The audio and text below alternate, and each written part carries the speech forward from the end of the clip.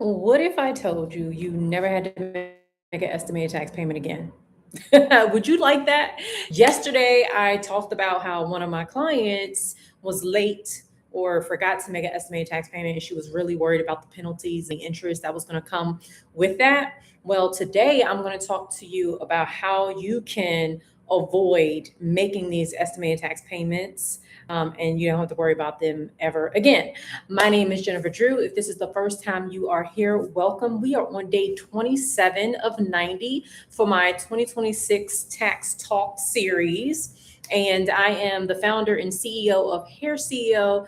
We are a business advisory and tax firm and bookkeeping, helping self employed hair professionals and hair business owners run profitable, legitimate, and bankable businesses. We do this by providing coaching, advisory, bookkeeping, and tax services.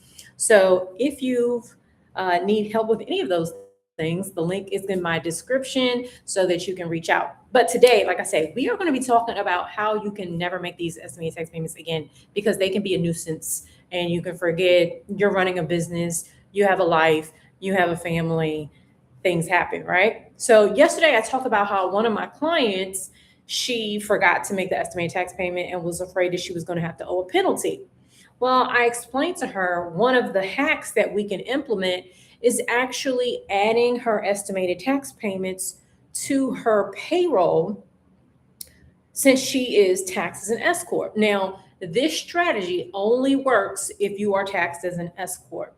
Now, that does not give you permission to go out there and say, oh, let me make myself taxed as an S Corp. Please do not do that. Consult with a tax professional, consult with your accountant if you are thinking that you might be interested in being taxed as an S Corp, but do not just go out willy nilly saying that you need to be taxed as an S Corp, okay? But if you already are taxed as an S Corp and you're tired of remembering these dates to make estimated tax payments, then you're gonna wanna listen up because I'm gonna show you and explain to you how you can avoid making these payments every quarter, okay? So the first thing to understand is that in case you weren't here yesterday or just need a quick refresher, estimated tax payments are done 4 times a year: April, June, September, and January of the following year. And this is your way of prepaying what you're going to owe for the tax year because the U.S. has what's called as a pay-as-you-go tax system, and they want you to pay your taxes as you're making your money. So when you make these estimated tax payments, you are making them both to the federal and to the state if you live in a state that has income taxes. There's only 9 states currently that does not have income tax. So it's a very good chance that you are paying or are responsible for some state income taxes. Now, um, that's what estimated taxes are. But now, when you are taxed as an S Corp, you actually pay yourself differently than someone who is not taxed as an S Corp. And if they're just taxed as a sole proprietor or you're a single member LLC, you're taxed very differently and you pay yourself differently. So when you're taxed as an S Corp, you actually are required to put yourself on payroll. And so when you are on payroll, you become a W 2 earner for your business. And you would get, a paycheck, a pay stub, as if you were working for someone else and you're working for yourself. Now, with that paycheck, you are going to see a few things on that paycheck. You're going to see your gross amount, right? But after that, that's not really what you're taking home. You have your net salary, which is what you're taking home. And then you have income tax that's being taken out.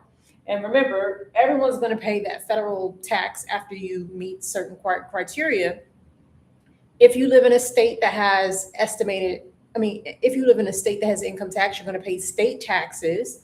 And then you're going to have some employer taxes. This is your Social Security, your Medicare, and your unemployment insurance. Now, what the hack is going into your payroll provider If you're using something like Paychex or Gusto or ADP, those are some of the popular ones. You can increase how much you're withholding in these two areas because when you make these estimated tax payments, if I go back, no, still learning how to use this thing. If you go back, so when you make these estimated tax payments, the IRS is actually looking at the date that you paid them. So when you pay these late, that kicks in interest. And that's what I was explaining yesterday is that you when you miss these payments, you still want to make them even though they're late. You just want to make sure you're making them. But if you are on payroll, estimated taxes are considered withholding in your paycheck. So even if you were to make a bonus withholding payment like in December, the IRS would still calculate it as if it was paid throughout the year because they're not looking at when the money was withheld. They're looking at the fact that you were a W-2 employee. So that's kind of the hack that we can, play around with. Now, let's talk a little bit about how we can avoid, making those estimated tax payments and getting penalized and making sure you're paying enough. So if you don't withhold extra here, the only thing that this is going to take out is the amount for your salary.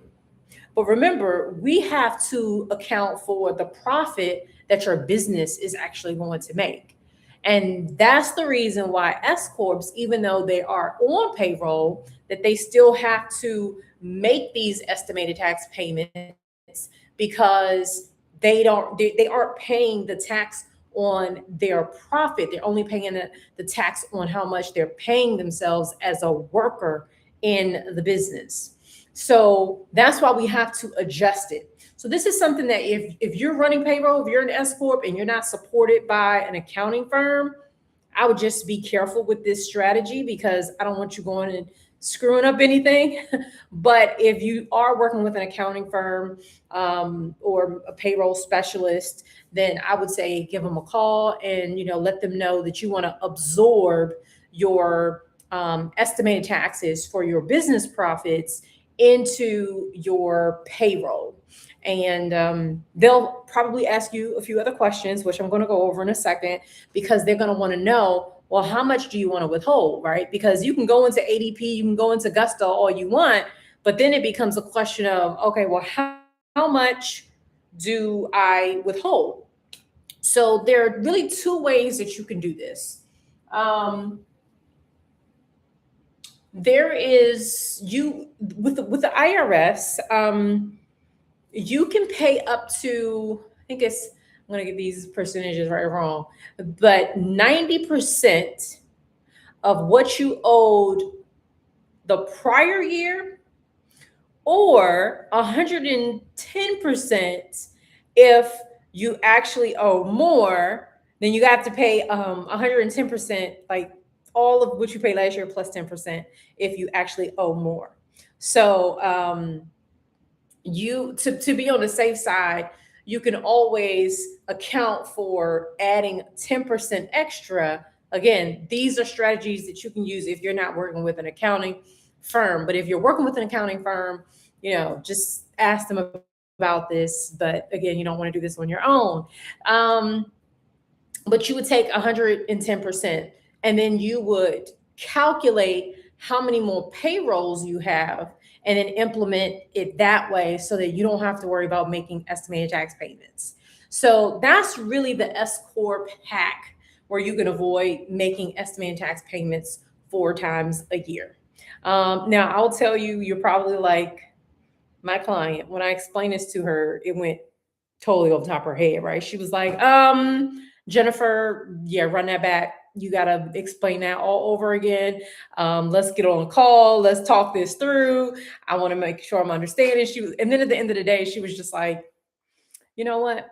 I'm just going to make extra reminders for myself, and I'm going to just pay my estimated tax payments. Her thing was she didn't want more money coming out of her payroll because she's like, no, I'm saving my money for taxes. I'll just make my estimated tax payments. And that might be you too. But I just want to show you that there are ways around making those estimated tax payments because they can be a headache sometimes. And sometimes you just want to set it and forget it. So I have clients that want to do it this way and they just absorb it in their withholdings by withholding a little extra.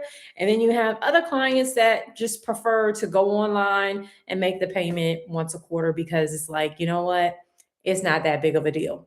So that is what we have today. Now, if you are a hair professional, you work for yourself, or you are salon suite owner, you're with a tax firm or an accounting firm, I would love to have you reach out to me and my team to help you with the filing season if you were looking to file tax returns for 2025, or if you need help filing prior years, or you just want to make sure you're in the right shape for 2026, getting bookkeeping and maybe some coaching. Would love to work with you. So the link is going to be in the description. And I look forward to, working with you or talking to you. And of course, I will see you tomorrow on the next episode of the 2026 Tax Talk. And I'm Jennifer, and I help simplify profits and taxes for self employed hair professionals and hair business owners. See you tomorrow.